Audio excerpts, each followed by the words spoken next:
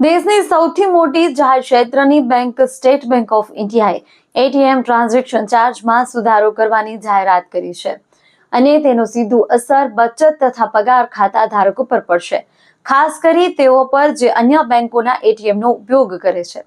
નવી વ્યવસ્થા મુજબ મફત મર્યાદા પૂર્ણ થયા બાદ નોન એસબીઆઈ એટીએમ પરથી રોકડ ઉપાડવા પર પ્રતિ ટ્રાન્ઝેક્શન ₹23 પ્લસ જીએસટી વસૂલવામાં આવશે, જે અગાઉ 21 હતું. બેલેન્સ ચેક અથવા મિની સ્ટેટમેન્ટ જેવા બિન નાણાકીય વ્યવહારો માટે હવે ₹11 પ્લસ જીએસટી ચૂકવવા પડશે.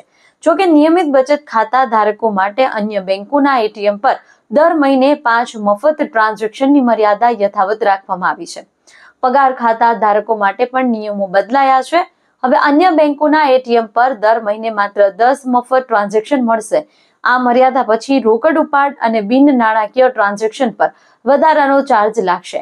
બેંકે સ્પષ્ટ કર્યું છે કે બેઝિક સેવિંગ્સ ખાતા, એસબીઆઈ એટીએમ પરના વ્યવહારો, કાર્ડલેસ કેશ વિથડ્રોલ અને કિસાન ક્રેડિટ કાર્ડ ખાતાઓ પર આ ફેરફારની કોઈ અસર થશે નહીં.